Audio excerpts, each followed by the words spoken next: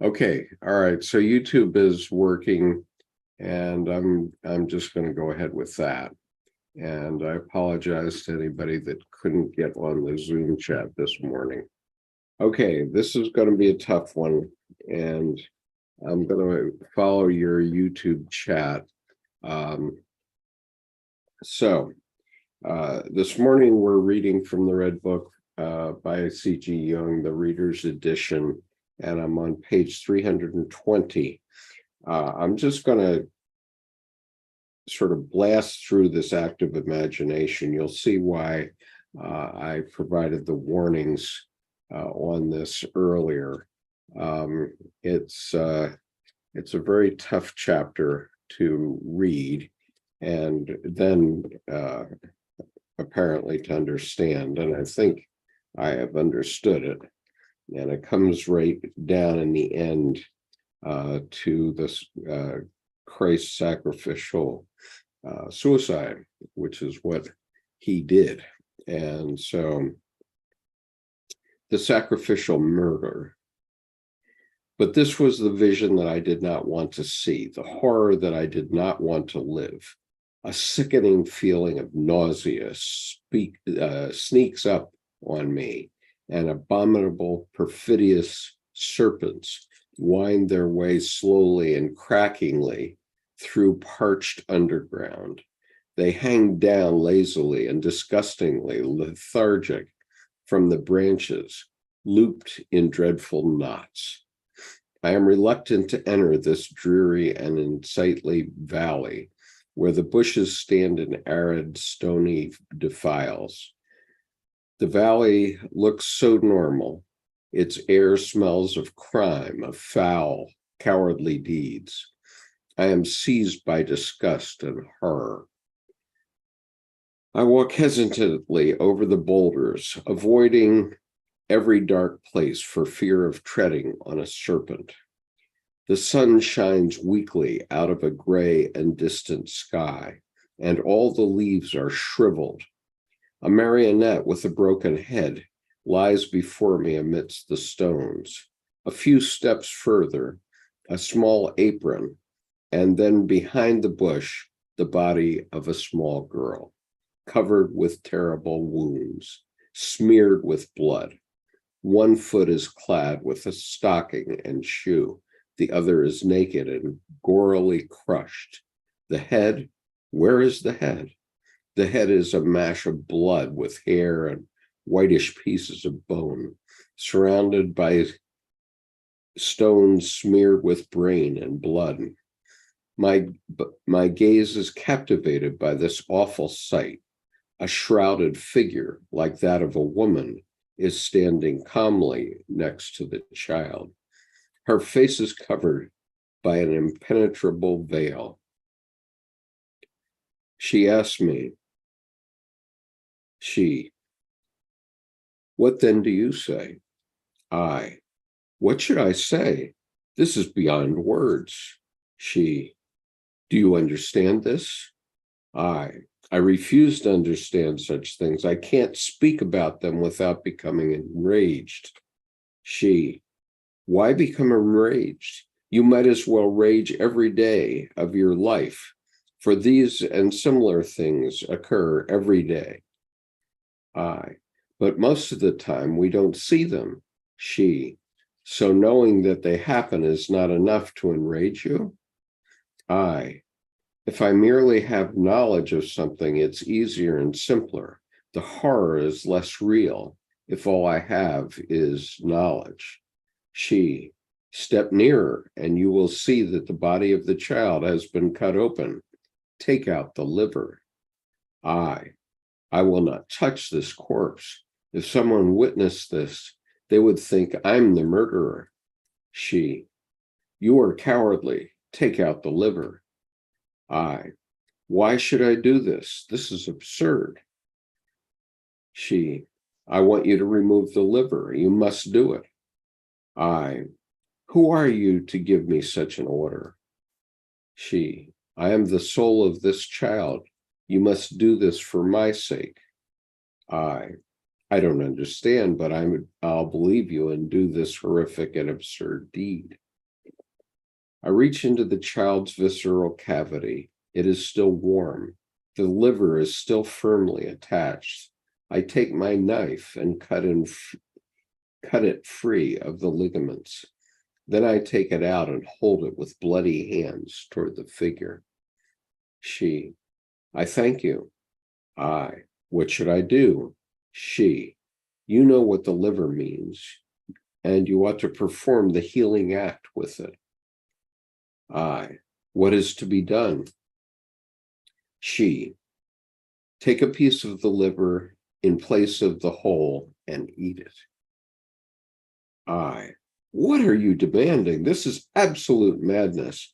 This is desecration, necrophilia. You make me a guilty party to this most hideous of all crimes. She, you have devised the most horrible torment for the murderer, which could atone for this act. There is only one atonement. Abase yourself and eat.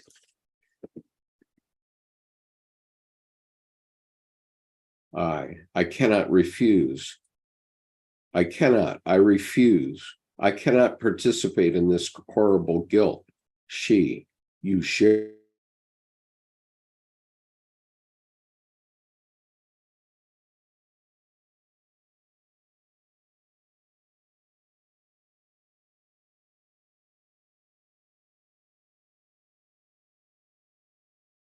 myself for being a man. She, so take part in this act. Abase yourself and eat. I need atonement. I, so shall it be for your sake, as you are the soul of the child? I kneel down on the stone, cut off a piece of the liver and put it in my mouth. My gorge rises. Tears burst from my eyes. Cold sweat covers my brow. A dull, sweet taste of blood. I swallow with desperate efforts. It is impossible. Once again and once again, I almost faint. It is done. The horror has been accomplished. She, I thank you. She throws her veil up, a beautiful maiden with ginger hair. Do you recognize me? I, how strangely familiar you are. Who are you? She, I am your soul. The sacrifice has been accomplished. The divine child, the image of God's formation, is slain, and I have eaten from the sacrificial flesh. The child, that is the image of God's formation, not only bore my human craving, but also enclosed all the primordial and elemental powers that the sons of the sun possess as an inalienable inheritance. The God needs all this for his genesis, but when he has been created and hastens away into unending space, we need the gold of the sun. We must regenerate ourselves, but as the creation of a God is a creative act of highest love, the restoration of our human life signifies an act of the below. This is a great and dark mystery. Man cannot accomplish this act solely by himself, but is assisted by evil, which does it instead of man. But man must recognize his complicity in the act of evil. He must bear witness to this recognition by eating from the bloody sacrificial flesh.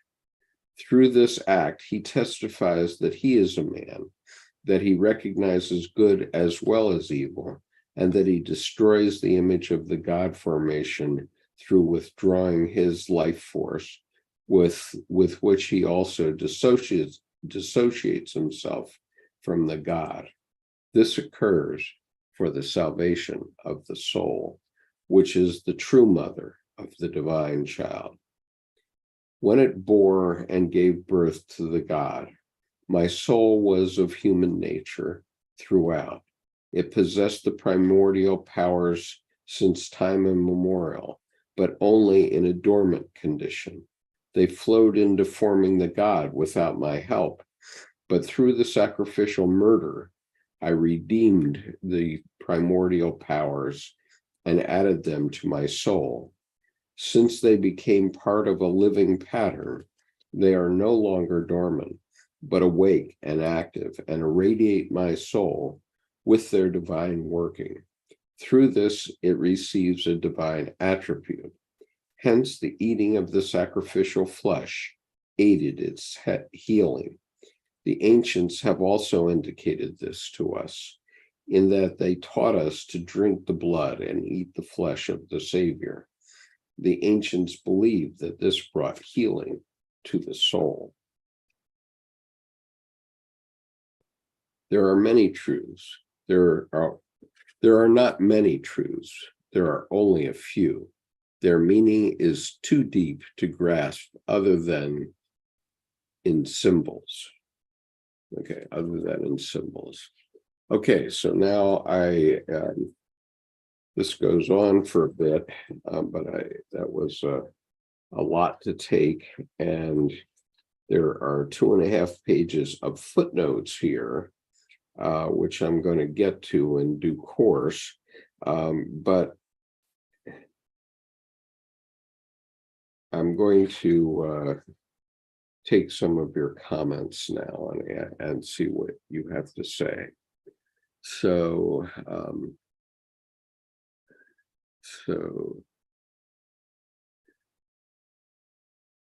okay. So Jonty says, imagine being angered and repulsed by something you didn't understand. Jung plumbs the endochronic depths on our behalf. Good morning, Art. Nice to see you. I have actually lived this, except much worse, says the big cat. Well,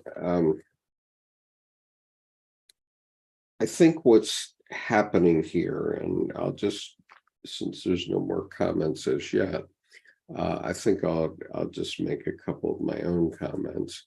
I think what's happening here is that Jung is asking us to be aware of the evil in us, all of us, not just one person.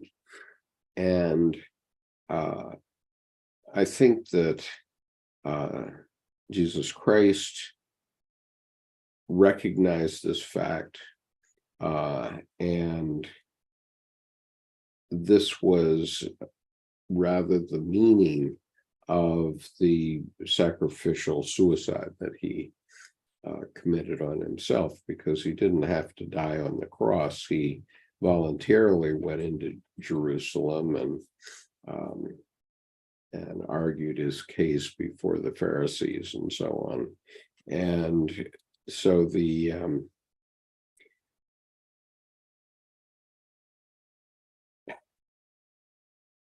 so when it's said that Jesus died for our sins, Jesus recognized that we all are sinners, and he committed his act of atonement, which was to submit himself to crucifixion, recognizing that we're all sinners. And let's see. And so the result was that he atoned for the sins of mankind by, voluntarily going to death. Now, I think that the church has, and here's where we're going to get controversial, I think the church has done us a disservice, because it has turned Jesus's dying for the sins of man or humanity into a get out of jail free card. That's my impression. And so, I think in the last couple of 100 years, probably every murderer had in the back of his mind, if he was a Christian, well, I can confess my sins before I go to the gallows and everything will be hunky-dory with God. And, maybe that is true. That's a kind of atonement, but it suggests that you can commit sin. And what Jung wants us to see here, I believe, is that this was an evil act that was within him. This was his act of imagination. And anybody that has been in combat and seen the results of a firefight, let's say, has seen the sins of man up close. Okay. And they're pretty gruesome. And so when people wonder why does dear old dad not talk about the war, it's because he's had it's by and large a he. There are a few women. There are 10 women on the Vietnam Wall.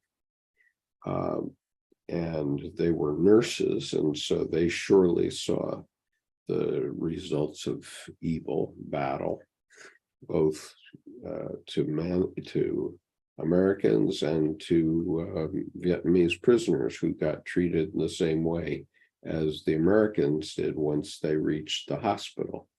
And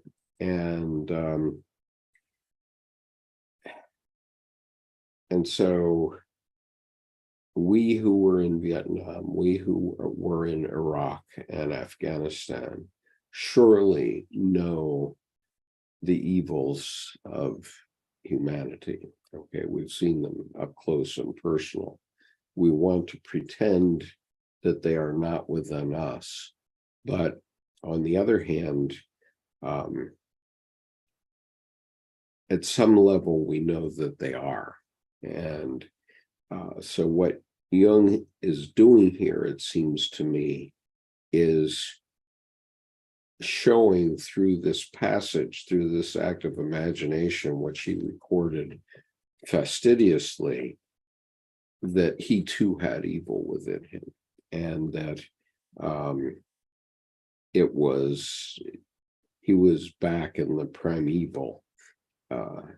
He was taken back to the primeval. We'll talk a little bit more of that in a minute, but it's sort of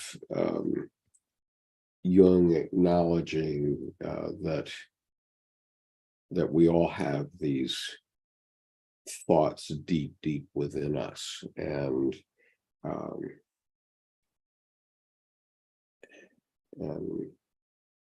what happens? There's a scene in Mr. Jones, a movie entitled Mr. Jones. It came out in 2019. I urge you to see it, because once you see it, you will understand clearly why the Ukrainians will never stop against the Russians. They never will. Or they won't voluntarily, at least. And so if they don't voluntarily, then you see that there's a battle that can continue on for hundreds of years, as we see from our Civil War, which is still not finally resolved, although there was a peace treaty made. That's about all we can say about it. We still have these racial issues in our society, and we need to get beyond them. But the only way we can get beyond them is by recognizing our own sinfulness as it relates to them.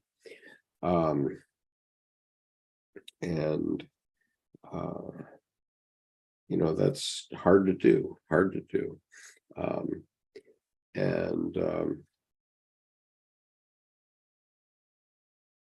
And so when any of us point our fingers at um, the other side in the red-blue controversy, we have to examine ourselves first. We have to know ourselves. And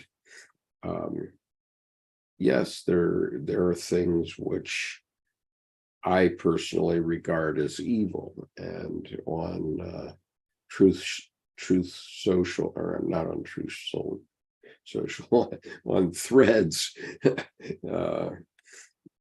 on threads, the new version of well, the new competitor to Twitter, let's say, or to X.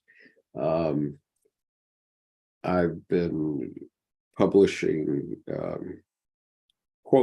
famous quotes of people who were addressing evil and the dark side of human nature. And this is in part why this is top of my mind. So if you, I'll put in here my threads handle. I don't hide my, it says error, try it again.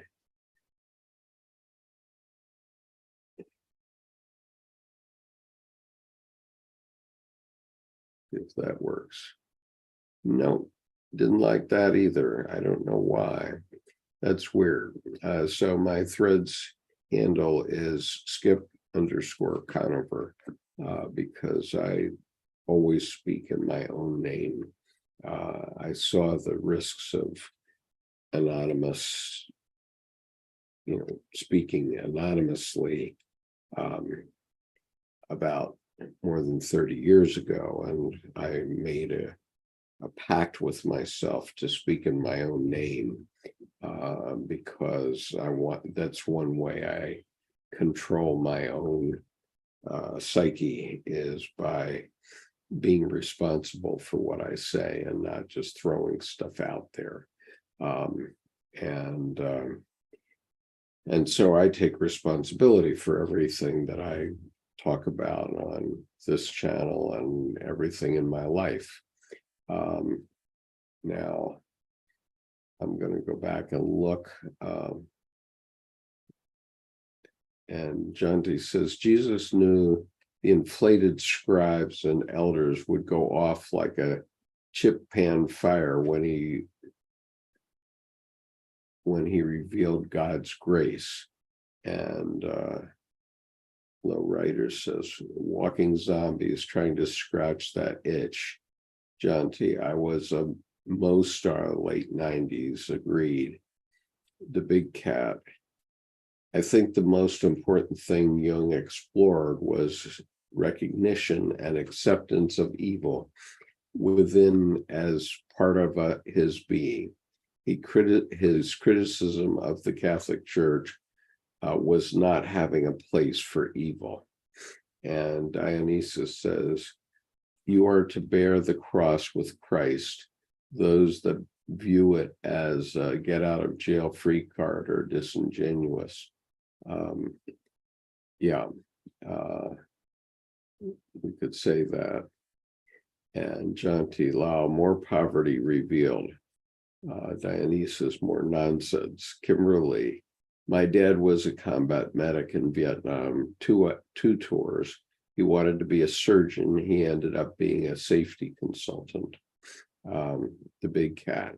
Evil is so easy to see in others. It is very difficult to see in ourselves. Big part of Jesus and Jung's teachings. Jonty, that true large feline. The Big Cat. I will always be anonymous on the internet, always. Vincent, as a mixed race person, I find myself feeling very mercurial in my intermediary position in culture. Jordan, same here. Judith, after restarting, I received the host has another meeting in progress. Okay, I'm sorry about that. Jiro, good afternoon from Munich. dear Skip and dear everyone. Wave to Jordan too. Okay, so Jordan, you might want to keep trying. Maybe it will have discontinued that other one by now. I hope so. I'm going to continue on with the reading here. And there's a bit more to have, and there's a very long footnote that needs to be read. And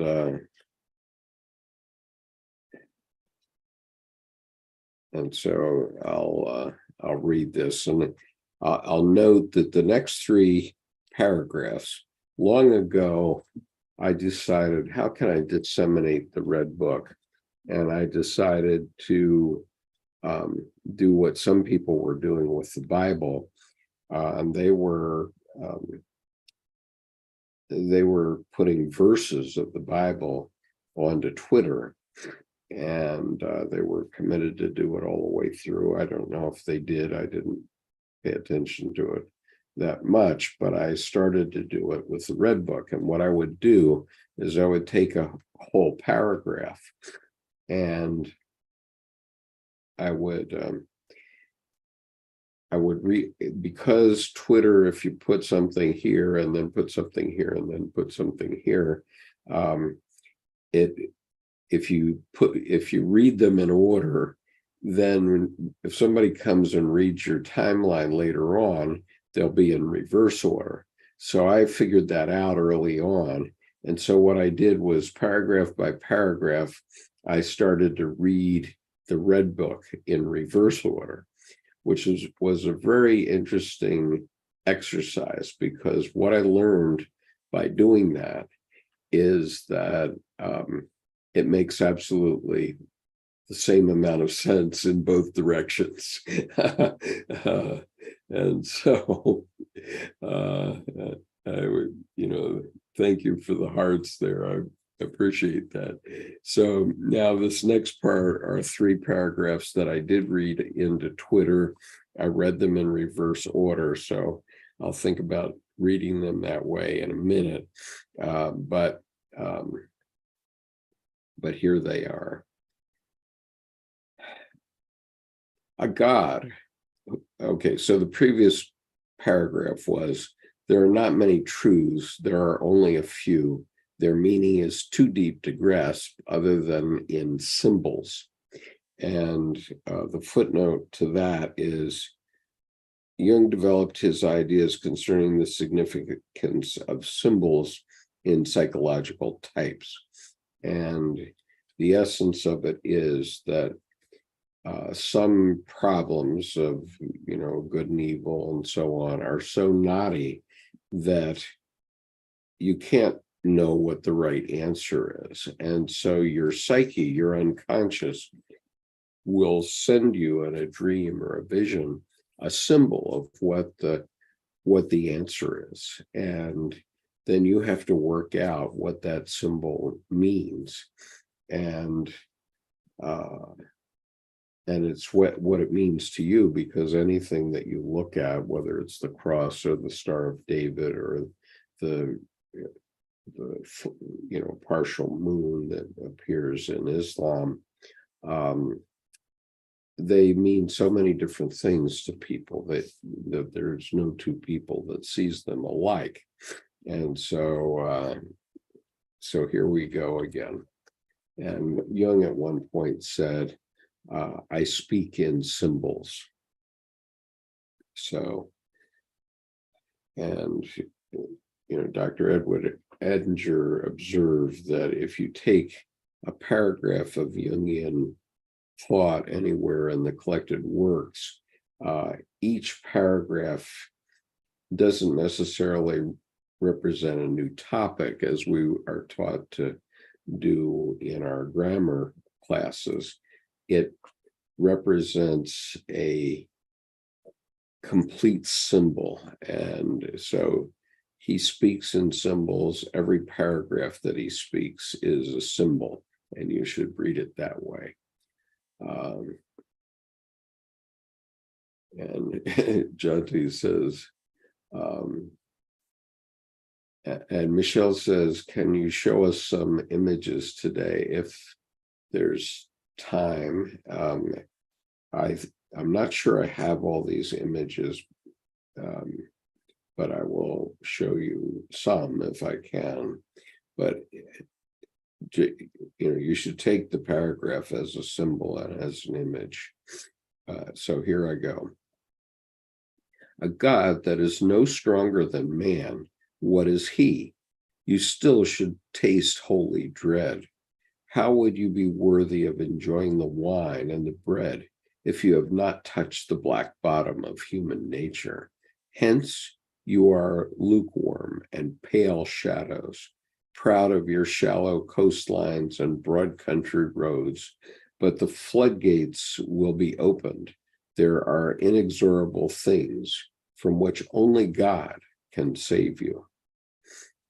The primordial force is the radiance of the sun, which the sons of the sun have carried in themselves for eons and pass on to their children. But if the soul dips into radiance, she becomes as remorseless as the God himself, since the life of the divine child which you have eaten will feel like glowing coals in you. It will burn inside you like a terrible, inexorable fire, an inextinguishable fire.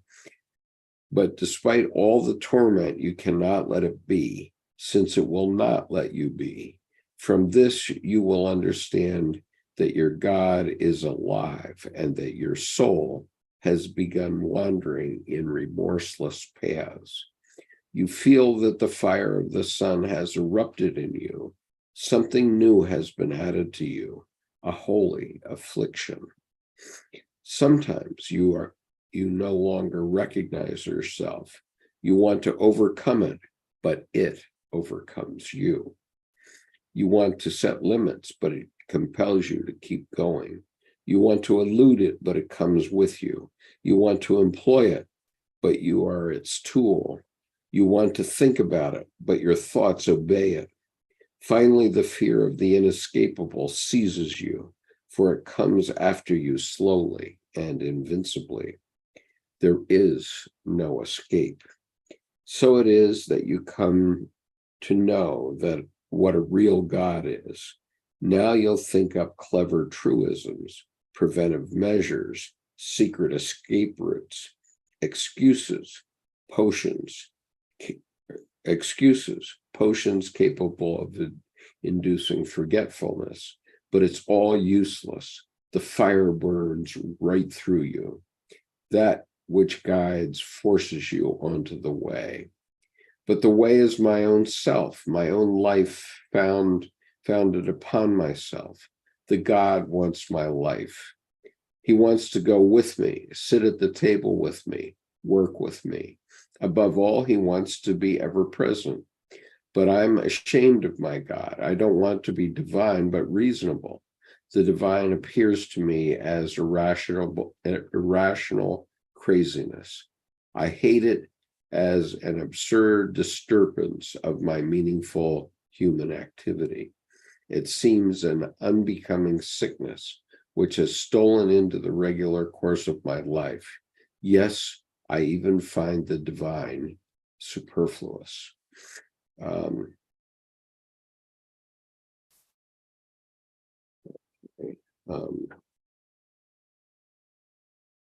right, that is the end of the text.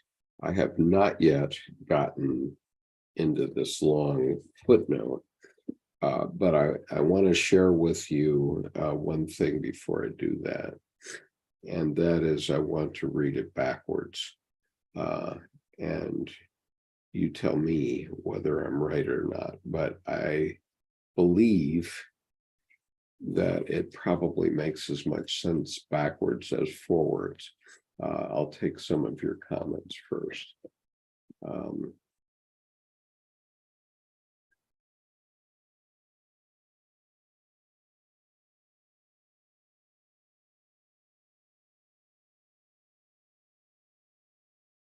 So Michelle had asked for some images. I will look for images at some point here, Michelle.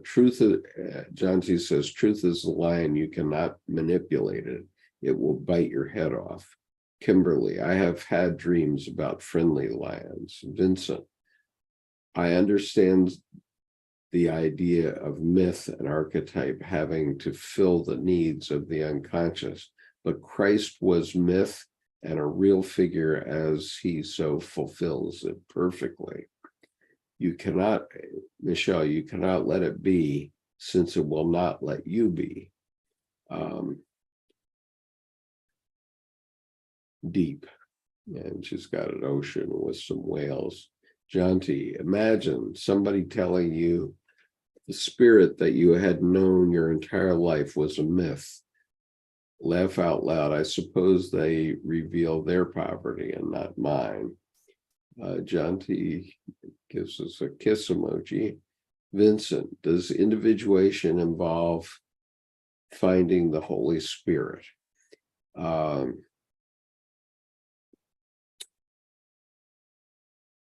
Yeah, I think so, because finding the living God is a matter of finding it within yourself. And once you understand what the living God is, then you can live your life more truly. And it seems to me. And I did a talk about this called Finding the Living God on this YouTube channel. Or I did it at a church back in 2019, and you can find it on this YouTube channel, what I said about it.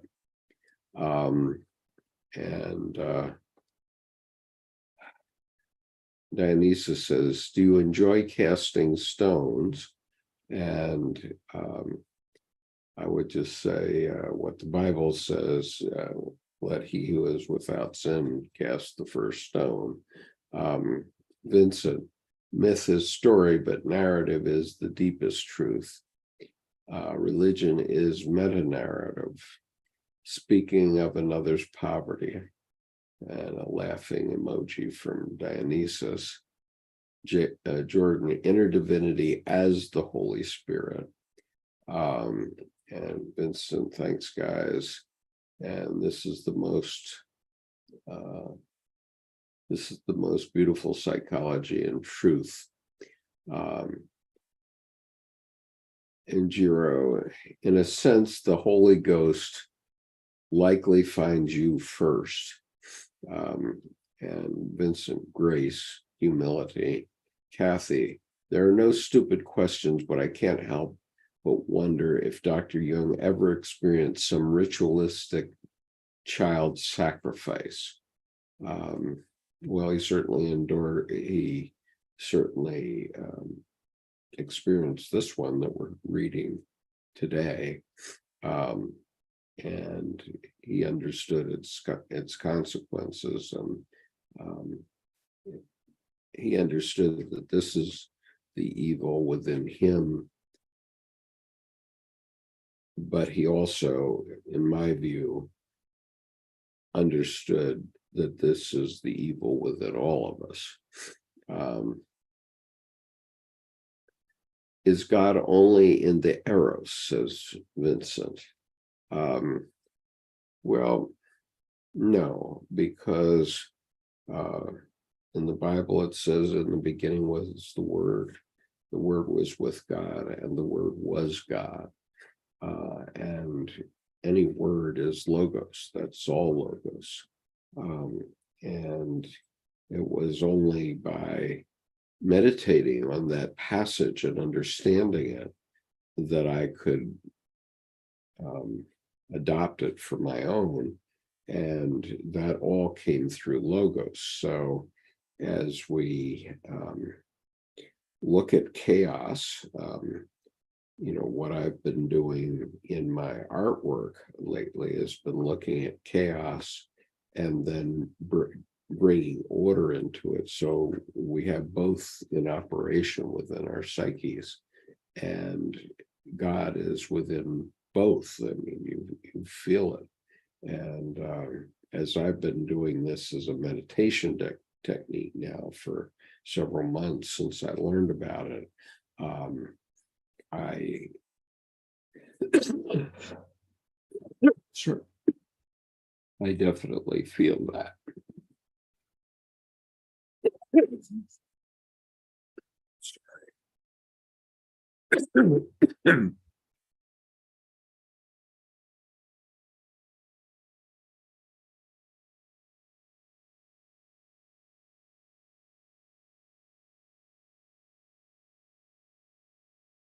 I apologize. I got some virus at school in February, and it gave me laryngitis and so on. But the virus is long gone, but it seems that it has aggravated mild lifelong asthma that I've had. And I am going to see a doctor about it tomorrow. But I apologize that it is causing me to cough and sneeze quite a bit lately. And this is even with me taking lots of allergies.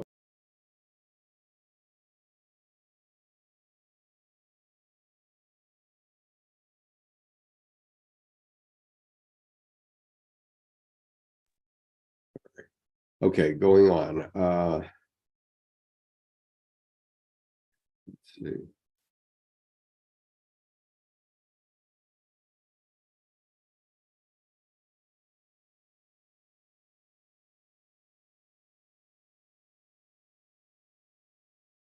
And Dionysus says, worshiping Baal.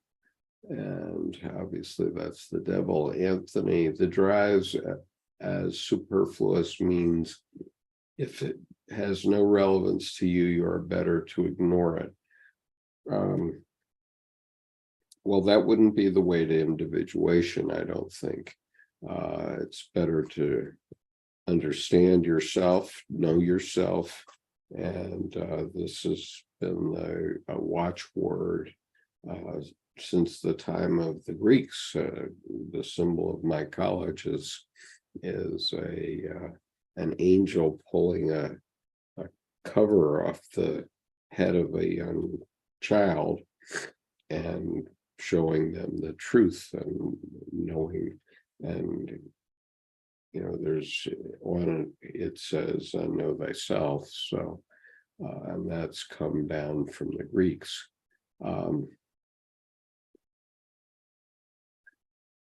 Kimberly says, I've been called to look at the opposites of things lately. Kathy, or maybe he heard about such things. Vincent, I've been plagued by the opposites since a child, terrible nightmares. Vincent, what I would say is that if you still have those nightmares, then you should reflect on them, okay, and reflect on what they mean. And I'm not a mental health professional, but Jung at the end of his life said that he doesn't dream anymore. And I think that means that he no longer has these dreams, which are symbols of the idea of the opposite, certainly. And if you're still having those dreams, I think from a Jungian point of view, it would suggest that you need some reflection on those. And why are you getting those dreams? Think about them, write them down, and reflect on them in your own time. I mean, this is what a Jungian analyst will help you do for a handy $150 an hour. I can't help you that way, and I don't claim to be a mental health professional, but they suggest some opposites within you. Jordan says, the divine is superfluous as it indicates a search outside for the divinity that naturally resides within. Michelle, I haven't yet looked up the definition of superfluous. and superfluous means it's irrelevant to this conversation, I guess. And Dionysus says the deity encompasses all unity and disunity. Vincent, maybe God is balance. Who is Braxis? Well, Braxis is everything. And so, yeah, he's balanced, because we don't see other planets, at least we haven't yet seen other planets that are as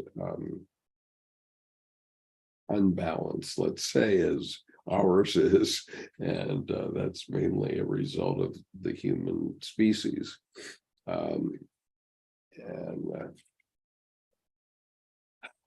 John T says people like steak, but not how it gets on the plate. And quite right. And as I've often said, everything that you take home from the grocery store was once alive. And as the Buddhists say, all life lives on other life, and you have to go on. So you have to do that. Jordan, the child sacrifice, the child becomes the acorn shell sloughed, and the child births the adult. Metaphorical sacrifice, moving from one phase of individuation through the passage into another. Absolutely. And Vincent, I've been watching your videos for more than 5 years. Love this channel, Skip. Thanks for everything. Thank you, Vincent. I really appreciate that. And I really appreciate the fact that we've definitely developed a following here. And I'm very impressed, because a video we did a couple of weeks ago had over 800 hits. That's just remarkable to me. And so I appreciate that. I hope you'll come and meet me at Confluence this fall in October, where we're going to be looking at the collective unconscious mainly. And John T, so real it can touch you from the inside out. Kimberly, wow, Jordan, after having my 2 daughters, I can see how they birthed me. Much self-awareness came once they were in my life. Jordan, and that you as well birthed yourself as an adult, Kimberly. And Kathy says, somehow using superfluous and divine as mutually exclusive is coming across to me as arrogant and independent of spirit. Just can't agree with the content. And that's an interesting observation, Kathy. I appreciate that. Vincent, it's very strange. Jung taught me to understand my unconscious, and development simultaneously affected my dream life. Kimberly, Jordan, there's much realization, yes. And Vincent shows a heart and an arm. And Kimberly, my mind is showing me a picture of a mandala. Well, that's very nice, because that's what we're trying to get across here.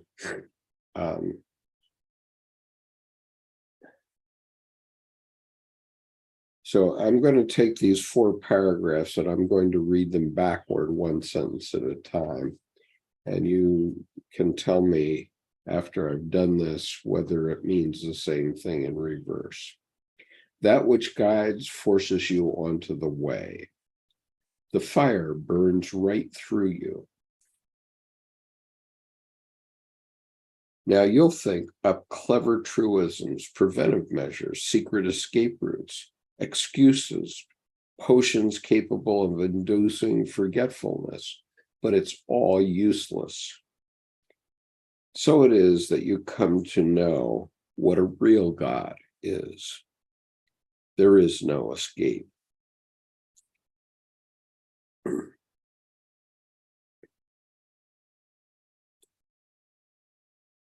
You want to employ it, but you are its tool. You want to think about it, but your thoughts obey it. Finally, the fear of the inescapable seizes you, for it comes after you slowly and invincibly.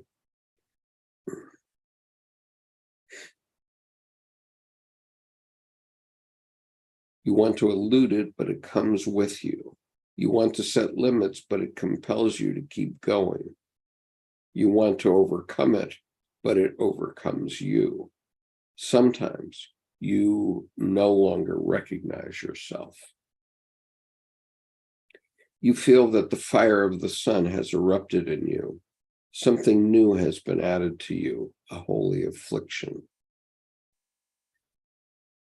From this, you will understand that your God is alive and that your soul has begun wandering on remorseless paths. But despite all the torment, you cannot let it be, since it will not let you be. It will burn inside you like a terrible, inextinguishable fire. I have to get back to the beginning of these sentences. But if the soul dips into radiance, she becomes as remorseless as the God himself, since the life of the divine child which you have eaten will feel like glowing coals in you. It will glow inside you like a terrible, inextinguishable fire. The primordial force is the radiance of the sun, which the sons of the sun have carried in themselves for eons and pass on to their children.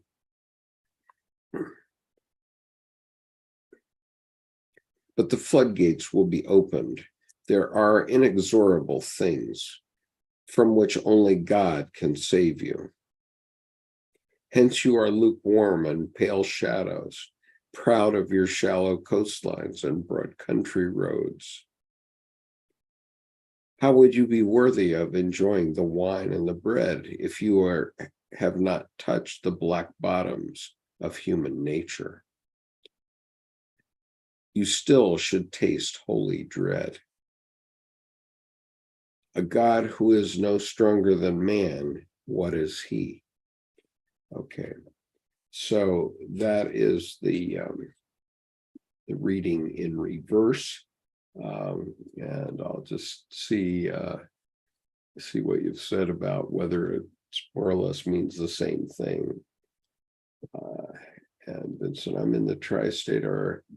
I'll see if I can make it out to Confluence. And Michelle, the lotus symbol. Jordan, superfluous as it indicates that looking for the divine outside of one itself is beside the point. Spirit is relatively superfluous when not nestled in soul. The light nested in the dark, both and. Janti, the interior church is the emergent phenomenon, not the external man-made efforts, impressive as they are. And I think that, that definitely has applied to me in my experience with Jungian psychology. When I read this the first time, I was really moved, and I've been moving ever since. And Jordan, I'm sorry Jordan isn't able to get on here to comment today. That was due to my mess up, but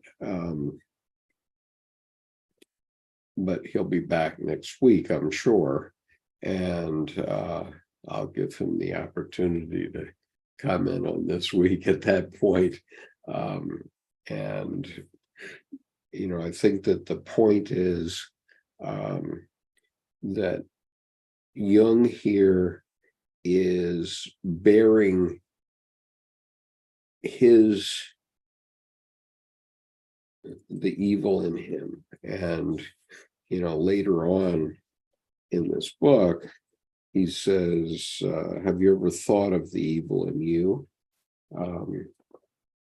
And that's a very powerful passage. If I can find it, maybe I can't quickly. All right, I guess I can't. Let me just look and see if I have any of these images here, which I will do.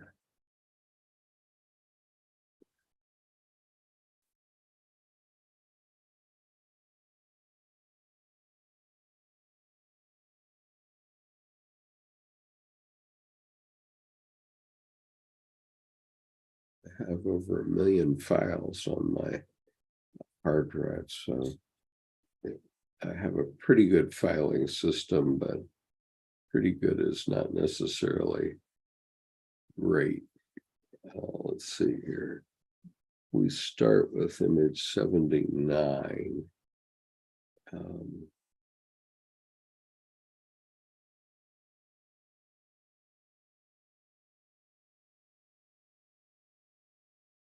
Guess I don't have them.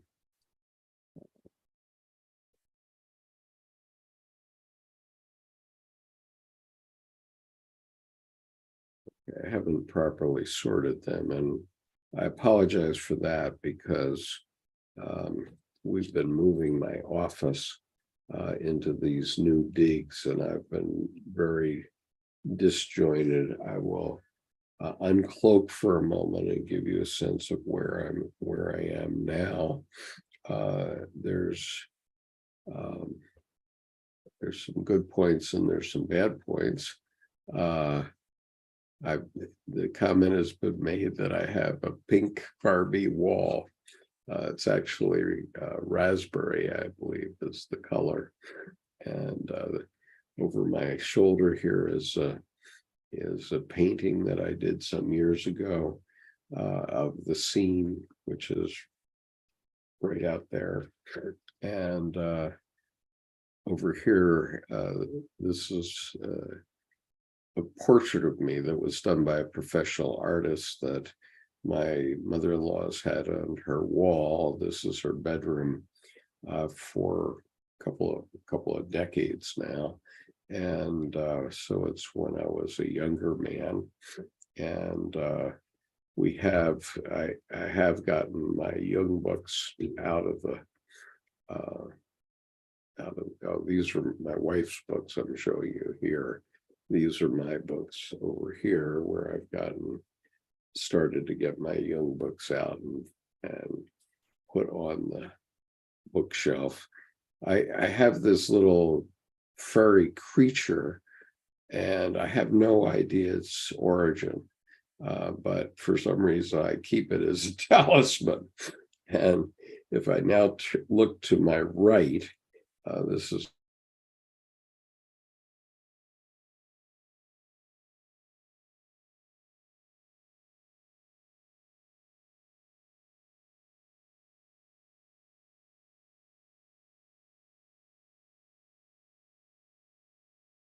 a swimming pool, and my distance from that swimming pool is less than 100 feet. And this is a community pool, so I haven't been in it in 4 years because of COVID. But anyway, that's my new environment. And so we're gradually getting that worked out, but it could have been worse. That's what I would say, getting this set up. And so Jordan says, superfluous is as it indicates that looking for the divine outside of oneself is besides the point. Spirit is relatively superfluous when not nestled in soul, the light nested in the dark, both and. Jonty says the interior church is the emergent phenomenon, not the external man-made efforts, impressive as they are. And when you go to a great cathedral, for example, um, they can be quite impressive. I've been in Notre Dame twice before it burned. And, I said, wow, okay, it's a nice church, but um, it didn't touch my soul until it burned, believe it or not. And um, I have always found the chapel at the Naval Academy to touch my soul most deeply.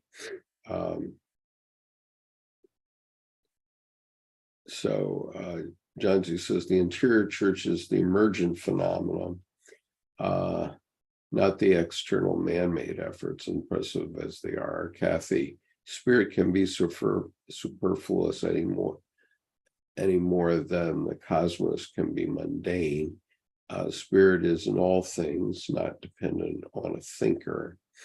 And Judith says, each paragraph is so potent. Yes, it works equally both ways. Anthony, it seems as if the backward reading has a mirror reflection quality to it. Agreed. And Kathy, I'm becoming aware of the evil in me, however, not to the depths of Dr. Jung. He's courageous, definitely, absolutely. John T., the richest of fruitcakes. Jung threatens indigestion if you try to scoff his work. Yes, Kathy, I'll eat you up. I love you so. And Kimberly, we have no way of telling Skip when he freezes. I apologize for that. If I do freeze, you can just leave a note here telling me where I froze, and I'll try to go back. And Vincent, very bright God lighting in the room. And Vincent, good. Okay.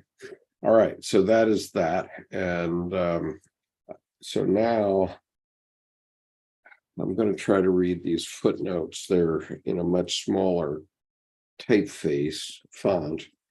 So I have to take my glasses off so that I can read them.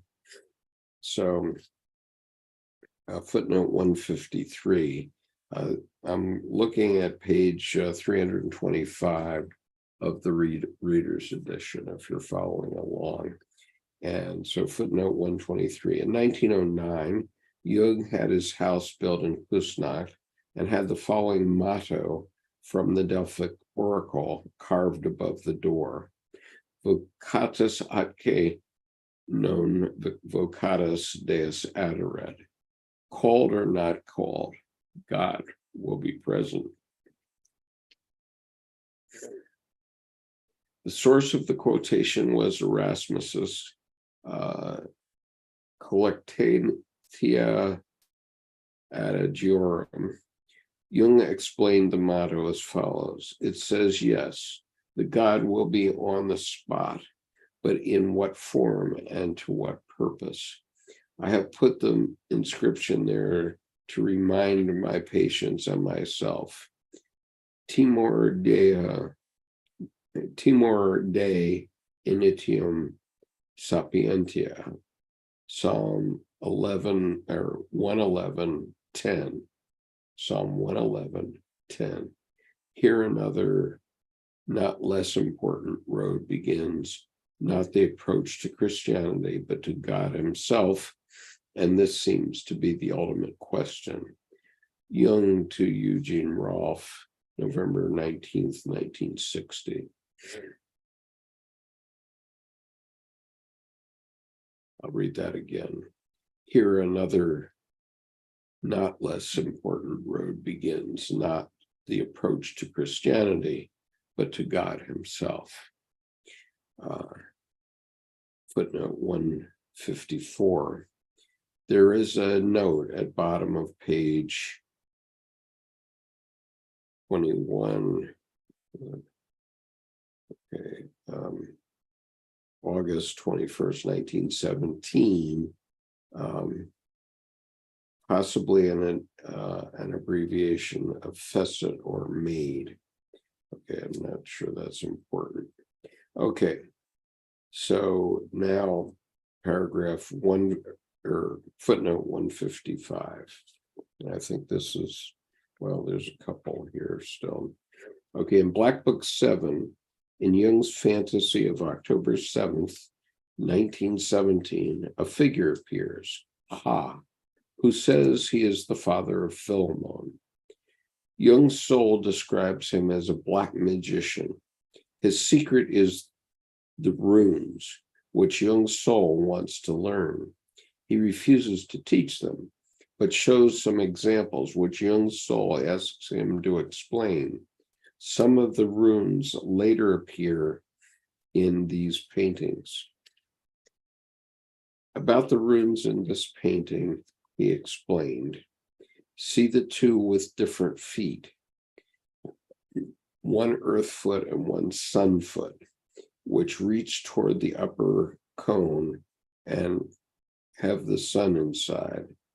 But I have made one crooked line toward the other sun. Therefore, one must reach downward. Meanwhile, this upper sun comes out of the cone and the cone gazes after it, dejected about where it is going. One has to retrieve it with a hook and would like to place it in the small prison. Then the three have to stand together, unite and twirl up at the top. With this, they manage to free the sun from its prison again. Now you make the thick bottom and a roof where the sun sits safe at the top, but inside the house, the other sun has risen also. Therefore, you too are coiled up at the top and have made a roof over the prison again at the bottom, so that the upper sun cannot enter. The two suns always want to be together. I said so, didn't I? The two cones, each has a sun. You want to let them come together, because then you think that thus you could be one. You have not now drawn up both suns and brought them to one another and now slope to the other side. That is important, but then there are simply two suns at the bottom. So therefore, you have to go to the lower cone, then you put the suns together there, but in the middle, neither at the bottom nor at the top. Therefore, there are not four, but two.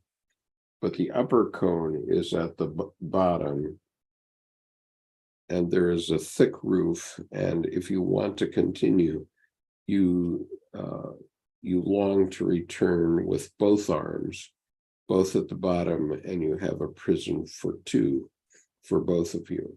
Okay, I'm going to stop in the middle of that footnote because now it's reminding me what these images are, and I might have them. So let me just do a quick check again. And maybe I can find them. Let me see. Because it would be important to look at them. And okay.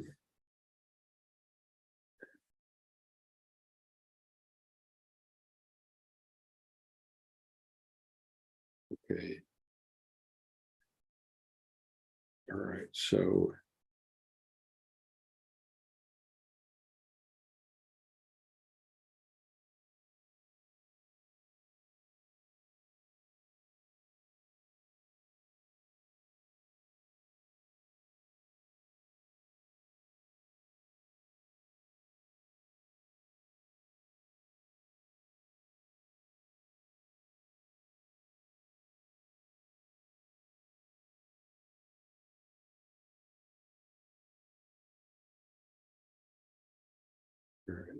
I think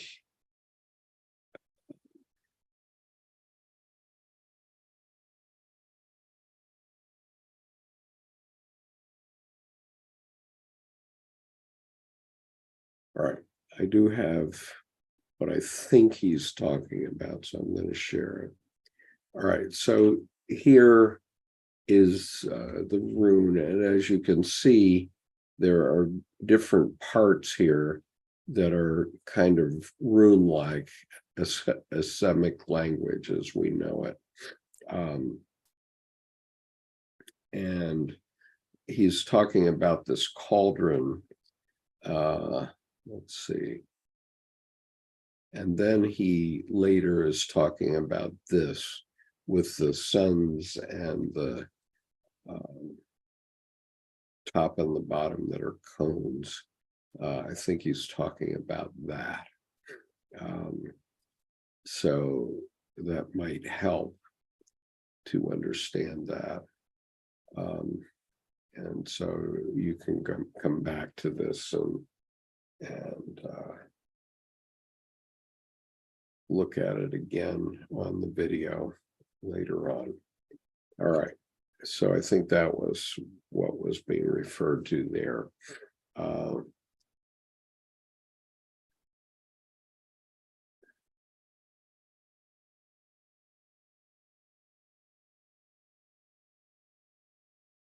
Yeah, and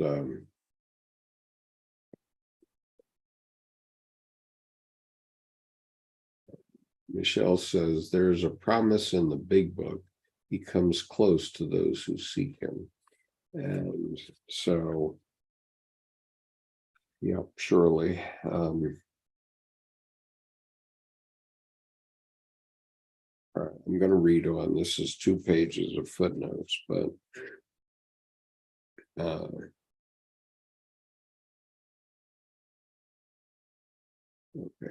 I guess I'll put this one image back up.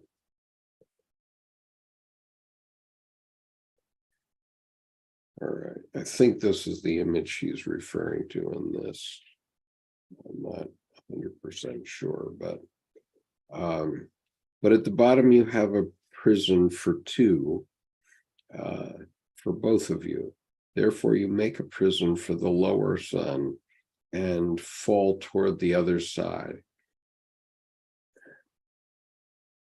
To get the lower sun out of the prison, this is what you long for. And the upper cone comes and makes a bridge toward the lower, taking back its sun, which has run away before. And now the morning clouds come into the lower cone, but in its sun is beyond the line, invisible. Now you are one and happy that you have the sun at the top and long to be up there too, but you are imprisoned in the prison of the lower sun that is rising. There is a stop. Now you make something quadrilateral above, which you can call thoughts, a person without doors with thick walls, so that the upper sun does not leave, but the cone has already gone. You lean toward the other side, long for the below, and coil up at the bottom. Then you are one and make the serpent's way between the suns.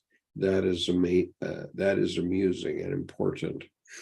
But because it was amusing below, there is a roof above, and you must raise upward the hook with both arms so that it goes through the roof. But the sun below is free, and there is a prison above. You look downward, but the upper sun looks toward you. But you stand upright as a pair and have detached the serpent from you. You have probably been put off. Therefore, you make a prison for the below. Now the serpent crosses the sky above the earth. You are driven completely apart. The serpent wriggles its way through the sky around all the stars far above the earth. At the bottom, it says, the mother gives me this wisdom.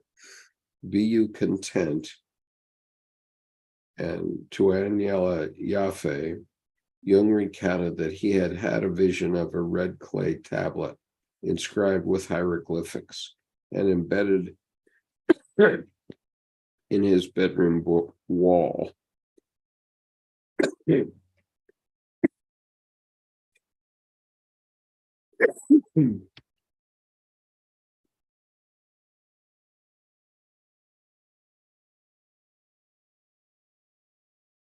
embedded in his bedroom wall, and that he had transcribed the tablet the following day. He felt that it contained an important message, but he didn't understand it. In letters to Sabina Spielrein, dated September 13th and October 10th, 1917, Jung commented on the significance of some hieroglyphs she'd seen in a dream.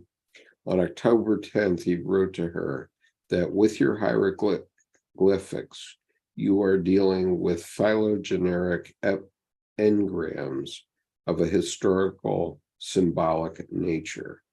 Commenting on the contempt meted out to transformations and symbols of the libido by the Freudians, he described himself as clinging to his runes, which he would not hand over to those who would not understand them. The letters of Jung to Sabina Spielrein, Journal of Analytical Psychology 4, 2001, pages 187 and 188. And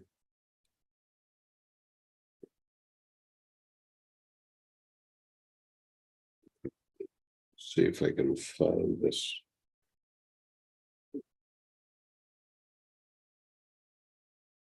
Maybe need to go back to. Okay, let's at the bottom of this image, you do see some of the runes, and you can actually see stick figures doing things here. So just we'll use those as an example so that I can read this next part about the runes, and you can understand what I'm talking about. Obviously, none of us will understand the runes, even if I'm showing you the right image. So just to give you a sense of what Jung was putting in Black Book 7. The runes in this painting appear in Black Book 7 in the entry of October 7th, 1917. Jung appended the date 10 September 1917 to them. Ha explained, if you have managed to move the arc forward, you make a bridge below and move upward and downward from the center, or you separate above and below, split the sun again and crawl like the serpent over to the upper and receive the lower. You take with you what you have experienced and go forward to something new. And then footnote 157, and this is the last footnote, and it goes on for a page and a half, so I'm going to take a little sip of water before I start.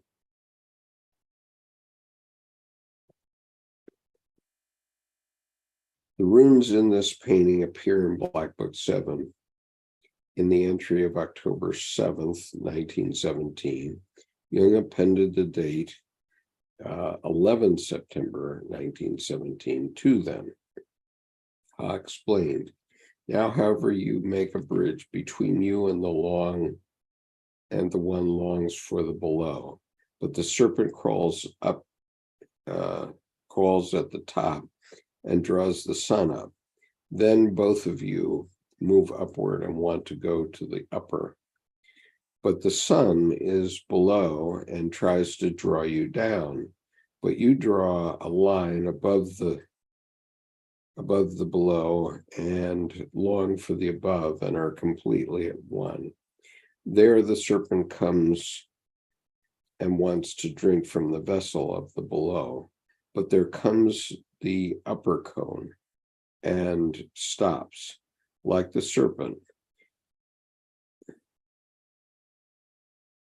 The looking coils back and moves forward again, and afterward you very much long to return, but the lower sun pulls and thus you become balanced again.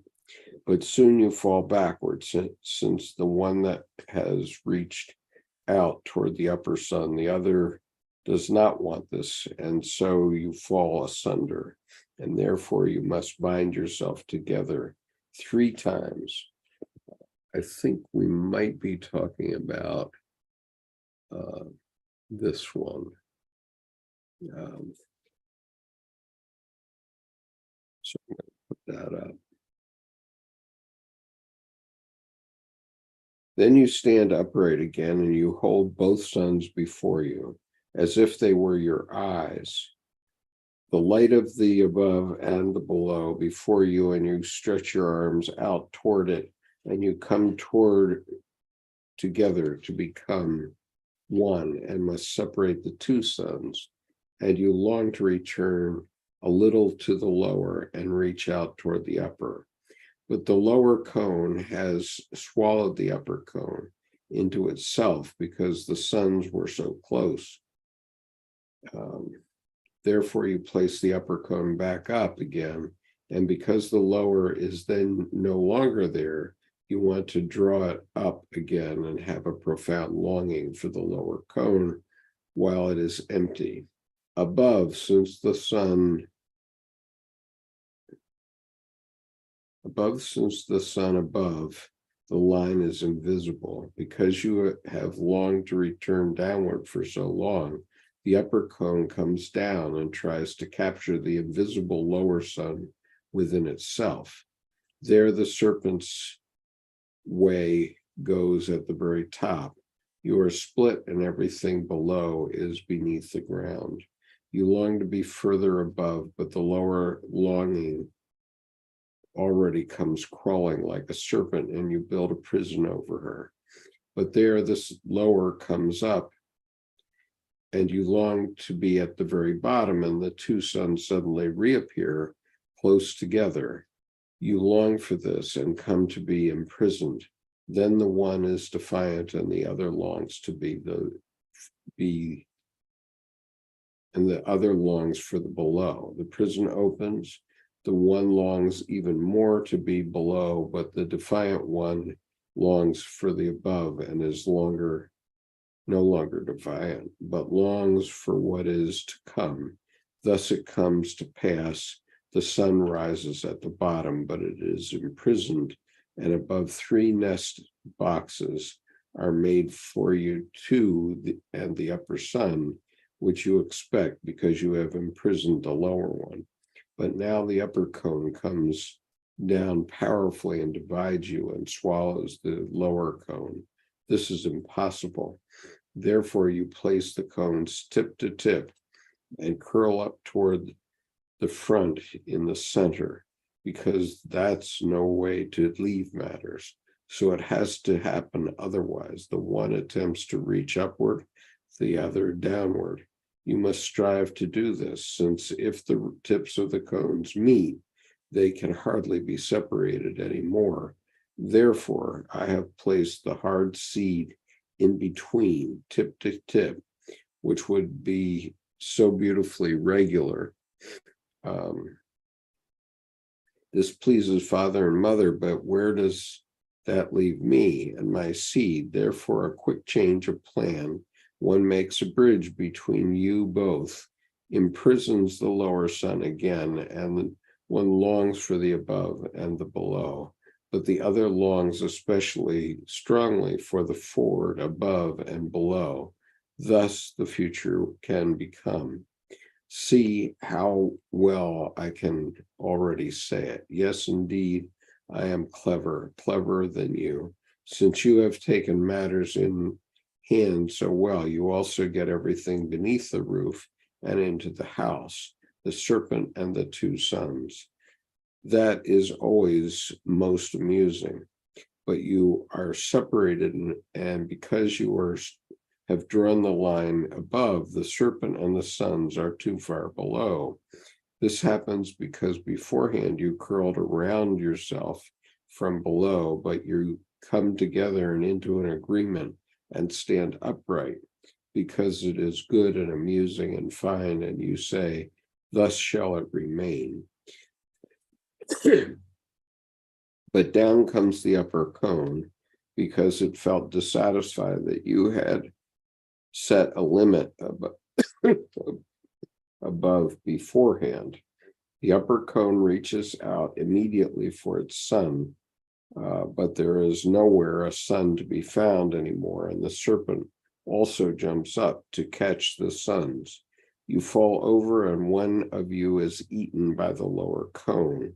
With the help of the upper cone, you get him out, and in return, you give the lower cone its son and the upper cone its as well. You spread yourself out like the one-eyed who wanders in heaven and hold the cones beneath you. But in the end, matters will go awry. You leave the cones and the suns to go and stand side by side and still do not want the same. In the end, you agree to bind yourself threefold to the upper cone descending from above. I am called Ha, Ha, Ha, a jolly name. I am clever, but here, my last sign, that is the magic of the white man who lived in the great magic house, the magic which you call Christianity. Your medicine man said so himself.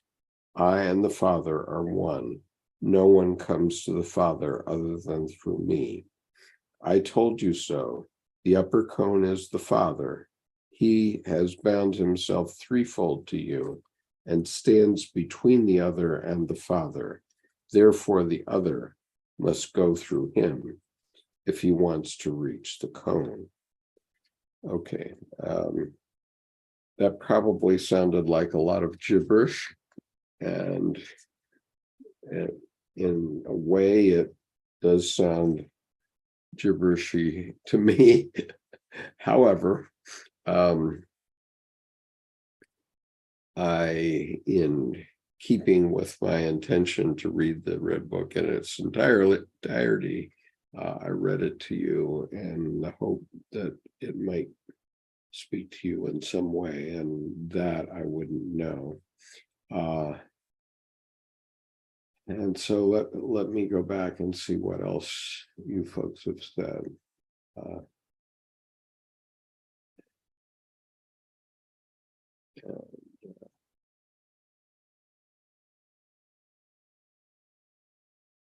Yeah, and so I'm going to go back to Michelle's comment. There is a promise in the big book. He comes close to those who seek him.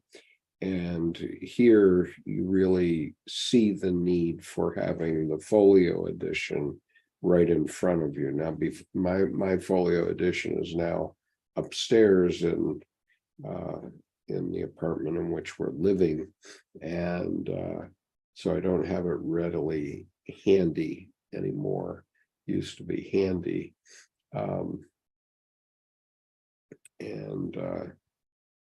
but I don't know. I'm just going to leave the runes for you to consider. And Kathy says, I'll eat you up. I love you so. Kimberly, we have no way of telling Skip when he freezes. Very bright God lighting the room. Oh, wait a minute. Where am I?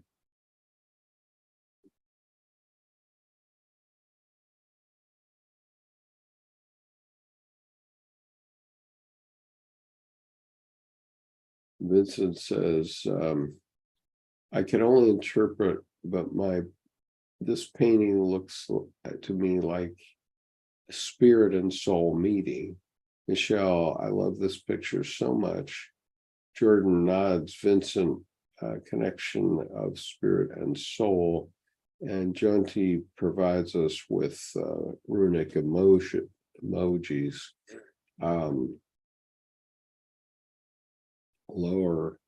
Lowrider, North Carolina says projection. Jonty, wait a minute. The sound of one hand clapping is a slap. Laugh out loud. I really like Jung's art, says the big cat. Michelle, the slap is so zen. Vincent, nature is not to be subdued, but sublimated. The big cat, thanks, Jonty. I think that is the answer. Never thought of that.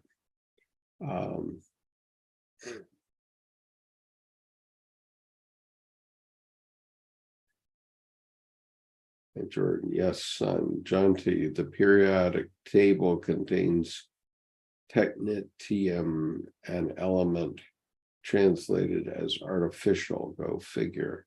John T. It's when the master slaps the weight belt, the sound of one hand clapping. Jordan, yes, sublimated in that we are nature also, not separated to conquer. So sublimated by being nourished physically and energetically by nature, not forest giants in concrete pots, so to speak. And I really like that comment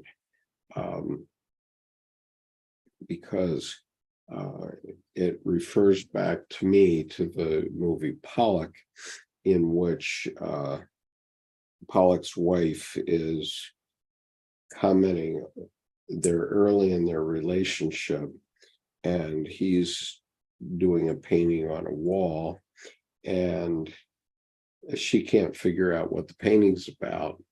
And she makes this comment, but Jackson, you have to refer back to nature somehow. And his response is, I am nature. And that really tells you a lot about both the runes and about yourself, in that we are nature, and it means what it means to you. And Kimberly says, it sounds like life and death, rebirth, reincarnation. Yeah. Anthony, very deep and individual in its practice. And Vincent says, beautiful. Okay, so we have gotten through it. And I apologize for the fact that Jordan was not able to get on, or he did get on earlier, but then we couldn't get the YouTube chat up, so we had to try again. And so now we have what we have. I hope this has been interesting and useful for you. Let me just see if I can. Well, in any case, going back, the sacrificial murder is, in my view, the recognition that we all have within us evil. And this was a particular evil that was in Dr. Jung's psyche, and he left it there for us to all read and see, and so did Sona Shambasani. The editor left it there for all of us to see and to make our own judgment about it.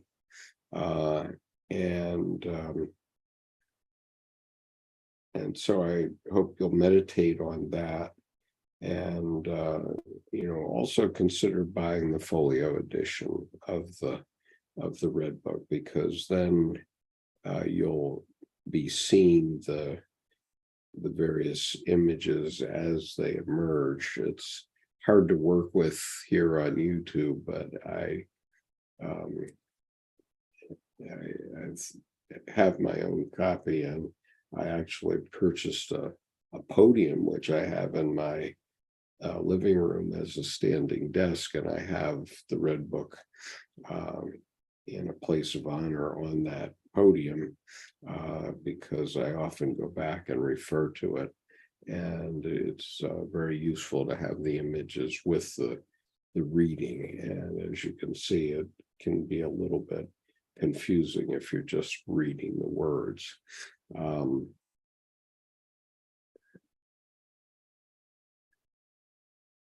And Vincent says, I think we're something like half nature, or should spirit consider nature as well? Be considered nature as well? Yes, definitely. I'm seeking her, so excuse me for my reaching in the dark. She is part of your nature as well, and if you are not connected to her, I think you should meditate on that.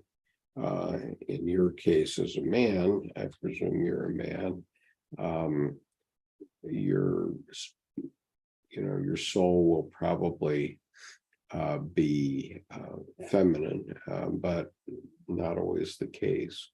Jordan says the birth and death in each full branch as prayer. Inhale bindu, exhale bindu, etc. All in the cycle of the breath of life, always creating, destroying, always when alive. Vincent, the eternal flame. Jonty, when we point a finger 3-point back at ourselves. Very good.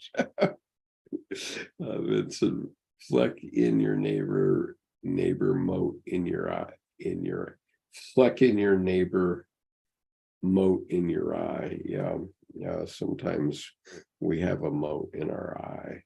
And Anthony, wonderful, many thanks, Skip and all.